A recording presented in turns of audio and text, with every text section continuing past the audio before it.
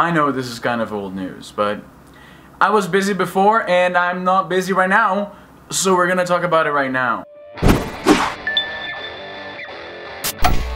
Hey everybody, how's it going? I'm Izzy and this is the izzynobre Show. As you know, last week, a website called L.com posted a story that read, Superman got paid more than Wonder Woman. Inflammatory, right? You know how this is gonna be received by the internet. The story goes, I'm not sure, how do you pronounce her last name? Is it Gadot? I've been told that is wrong. Wonder Woman chick earned $300,000 for Wonder Woman. Henry Cavill, I also don't know how to pronounce his last name. Is it Cavill? Cavill? Superman got a little more for Man of Steel. The story says that Gal made $300,000. I think I'm just recapping what it says in the beginning. She made $300,000.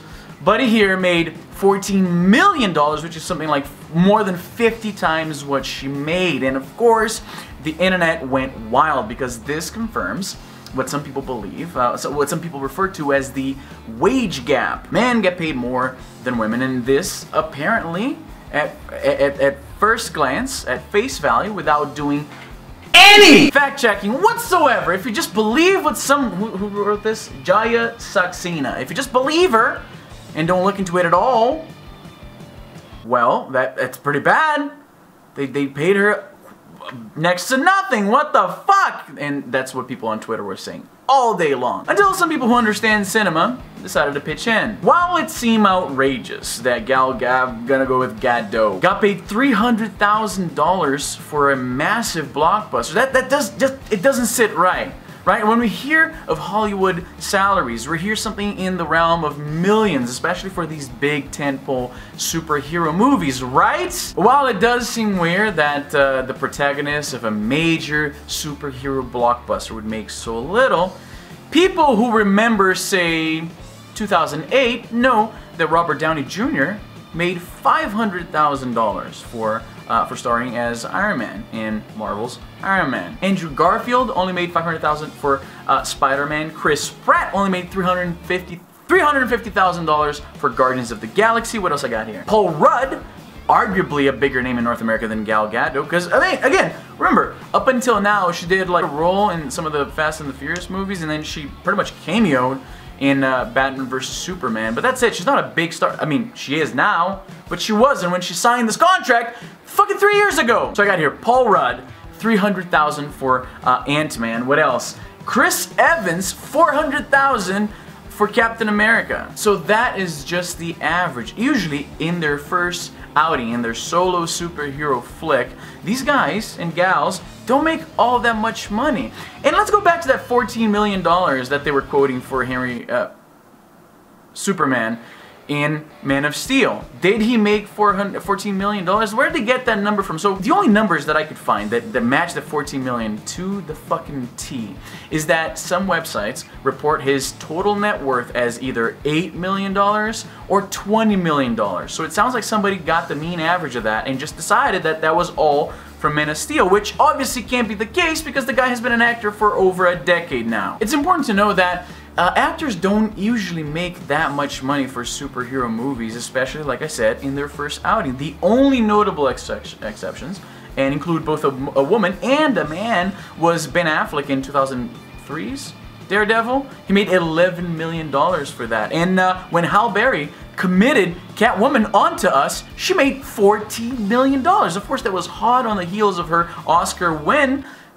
Come to think of it, those two were the highest paid superhero actors at the time. Both made shitty movies and they were both Oscar winners. Hollywood makes no fucking sense. Now here's something that is interesting. For Avengers 2 Age of Ultron, personally not my favorite Marvel movie, right? But I got the salaries breakdown here. So Robert Downey Jr., understandably the biggest actor, the biggest star in those movies, made $40 million.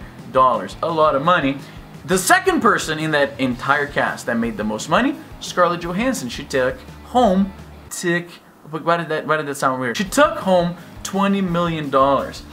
everybody behind, like, if you take everybody else that is under her, so like Chris Evans made about $7 million, Jeremy Renner made $6 million, Chris Hemsworth made $5 million, Mark Ruffalo made less than $3 million. If you add all of those men, all of what they made, and let's say all of these guys, I would think, are bigger actors. Chris Evans, he's made 3 Captain America movies now. Jeremy Renner, he's been in a lot of other franchises. Chris Hemsworth, also 3 Thor movies, the 3rd one is coming up.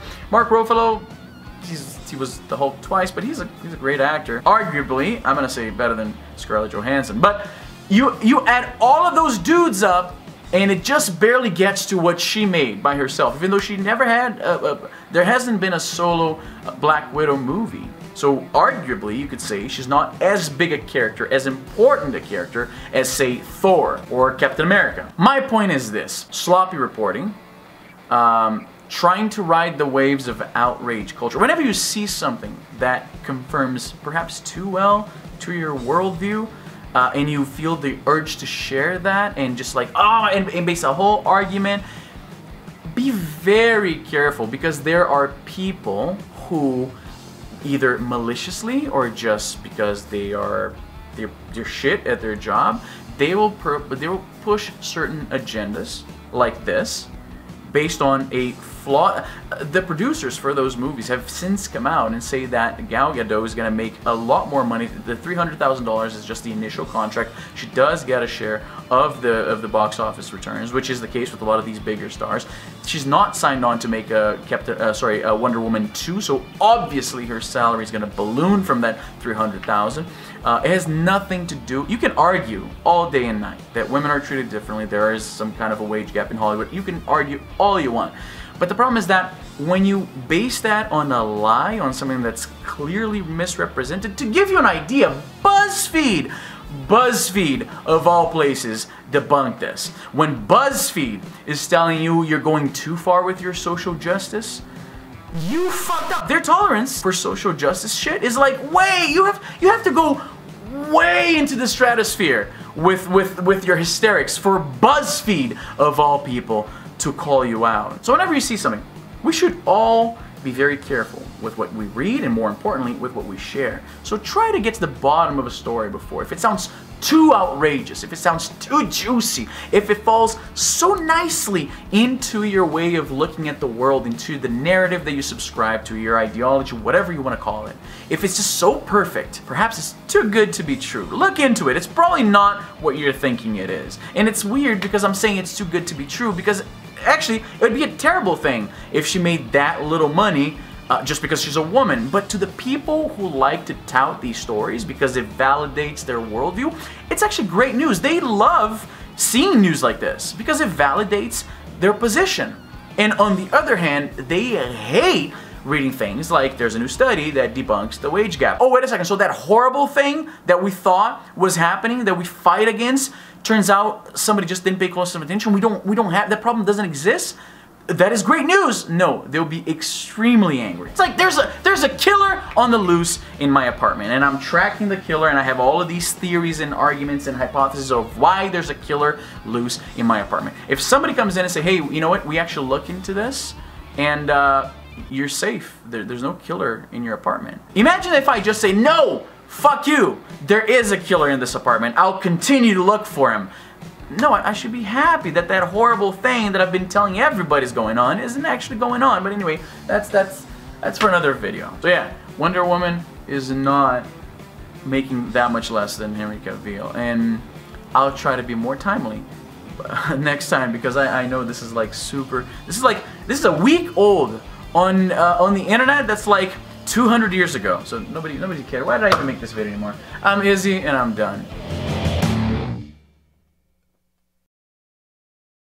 I need to go see this movie already. Everybody is telling me great things about this movie, and something always comes up and I can't go see it. Well, did somebody just, what the? I saw a thing back there. This place is haunted!